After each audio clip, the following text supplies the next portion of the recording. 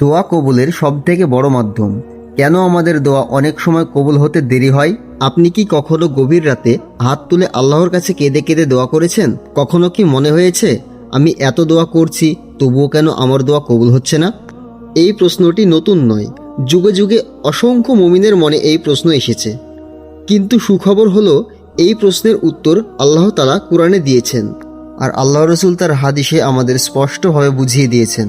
আজকের এই আলোচনায় আমরা জানব দোয়া কবুলের সবচেয়ে বড় মাধ্যম কি, কোন কাজ করলে দোয়া কবুলের আশা অনেক বেড়ে যায়, আর কোন ভুলগুলো আমাদের দোয়া কবুল হওয়ার পথে বাধা হয়ে দাঁড়ায়। আসুন প্রথমেই আমরা কোরআনের একটি অত্যন্ত আশাবাঞ্চক আয়াত শুনি।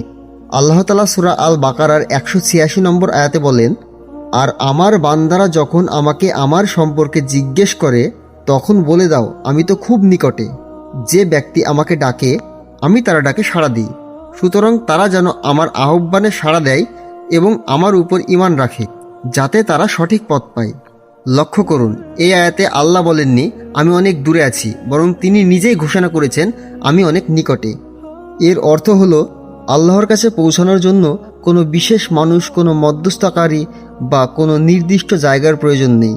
আপনি যেখানে থাকুন, যে ভাষাতেই দোয়া করুন, যদি আন্তরিকভাবে আল্লাহকে ডাকেন তিনি অবশ্যই শুনবেন।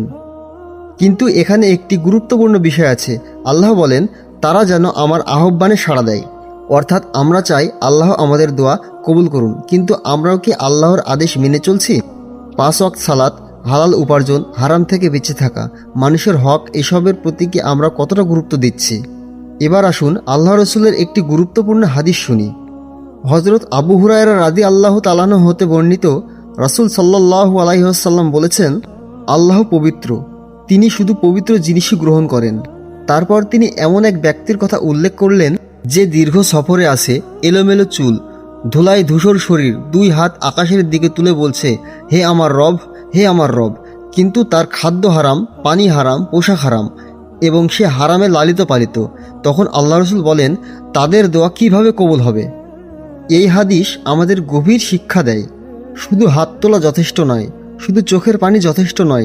যদি জীবনে হারাম উপার্জন, অন্যায় ও গুনাহ অব্যাহত থাকে, তাহলে সেটি দোয়া কবুলের পথে বড় বাধা হয়ে দাঁড়াতে পারে। তাহলে দোয়া কবুলের সবথেকে বড় মাধ্যম কি? এর প্রথম উত্তর হলো আল্লাহর প্রতি আন্তরিকতা এবং তাওহীদের উপর অটল থাকা।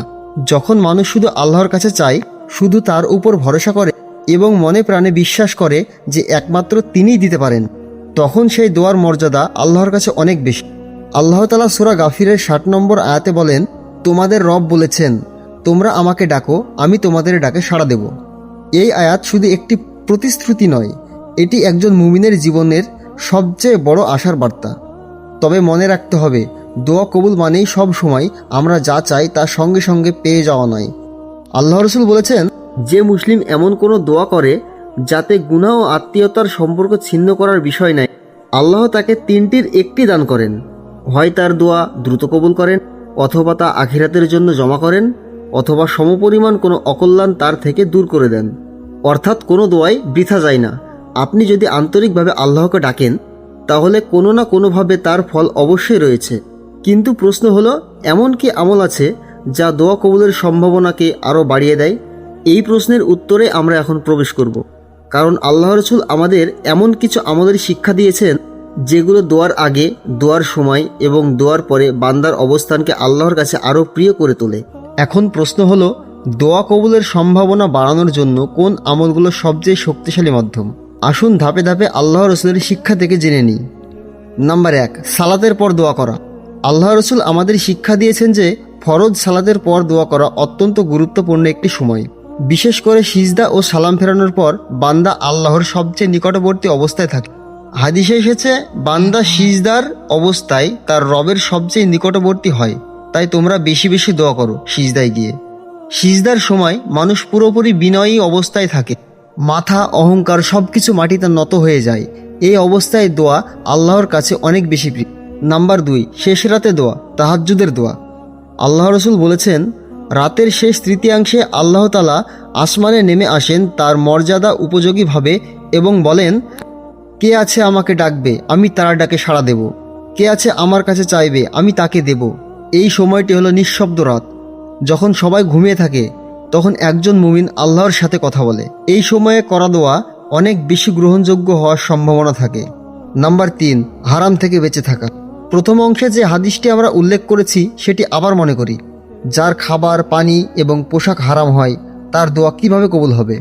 এটি আমাদের জীবনের সবচেয়ে গুরুত্বপূর্ণ সতর্কতা। দোয়া শুধু মুখের শব্দ নয়, এটি জীবনের সাথে সম্পর্কিত। যে জীবন পবিত্র সেই দোয়া আল্লাহর কাছে পৌঁছাতে সহজ হয়। নাম্বার 4, দরুদ শরীফ পড়ে দোয়া করা। আল্লাহ রসুল বলেছেন, যে ব্যক্তি আল্লাহর কাছে কিছু চায় সে যেন আল্লাহর প্রশংসা করে, তারপর নবীর উপর দরুদ পাঠ করে, তারপর দোয়া করে। এটি একটি দোয়ার আদব। দরুদ শরীফ হলো আল্লাহ রসুলের প্রতি ভালোবাসা প্রকাশের একটি মাধ্যম এবং এর মাধ্যমে দোয়ার গ্রহণতা যোগ্যতা বাড়ে। নাম্বার 5, আন্তরিকভাবে কান্না ও বিনয়। দোয়ার সময় যদি হৃদয় ভেঙে যায়, চোখে পানি আসে, তাহলে সেটি আল্লাহর কাছে খুব প্রিয় একটি অবস্থা। কিন্তু মনে রাখতে হবে, এটি জোর করে নয়, বরং আন্তরিক অনুভূতি থেকে আসা উচিত। দোয়া কবুল হওয়ার বাস্তবতা। অনেক সময় আমরা ভাবি দোয়া কবুল মানে শুধু আমরা যা চাই তাই পেয়ে যাব। কিন্তু ইসলামে দোয়া কবুলের 3টি রূপ আছে। 1 নম্বর, যা চাওয়া হয়েছে তা দুনিয়াতেই দেওয়া হয়। 2 নম্বর, কিছু কষ্ট বা বিপদ দূর করা হয়। 3 নম্বর, অথবা আখিরাতে তার উত্তম প্রতিদান রাখা হয়। অর্থাৎ কোনো দোয়াই কখনো হারিয়ে যায় না। শেষ কথা, দোয়া একটি ইবাদত, একটি সম্পর্ক, বান্দা ও রবের মধ্যে একটি সরাসরি যোগাযোগ। যে ব্যক্তি নিয়মিত দোয়া করে সে কখনোই শূন্য হাতে থাকে না। হয়তো আজ নয়, হয়তো এই দুনিয়ায়ও নয়, কিন্তু আল্লাহ তার দোয়ার প্রতিদান অবশ্যই দেবেন।